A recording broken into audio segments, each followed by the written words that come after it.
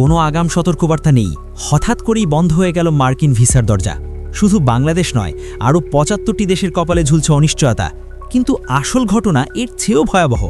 ঘন্টার পর ঘন্টা লাইনে দাঁড়িয়ে লাখ টাকা খরচ করে ইন্টারভিউ দিতে যাওয়া মানুষদের হাতে ধরিয়ে দেওয়া হচ্ছে আগে থেকে প্রিন্ট করা রিজেকশন লেটার। প্রশ্ন উঠেছে, ভিসা না দেওয়ার সিদ্ধান্ত কি আগেই নিয়ে রেখেছিল মার্কিন দূতাবাস? তবে কেন এই ইন্টারভিউয়ের নাটক? কেন সাধারণ মানুষের অর্থ আর সময়ের এই নির্মম অপচয়?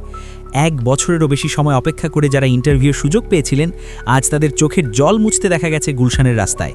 ঢাকার বাইরের জেলাগুলো থেকে আসা মানুষরা হোটেল ভাড়া আর যাতায়াতের শেষ সম্বলটুকু খুইয়েছেন। নিয়ম মেনে আবেদন করেও এই প্রশাসনিক অপমান কি মেনে নেওয়া যায়?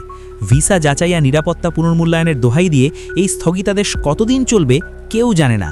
সাধারণ আবেদনকারীদের সাথে এই আচরণকে অনেকেই বলছেন গণপ্রহসন। আপনার সাথেও কি এমনটা হয়েছে? মার্কিন প্রশাসনের এই সিদ্ধান্ত নিয়ে আপনার মতামত জানান কমেন্টে, শেয়ার করুন ভিডিওটি।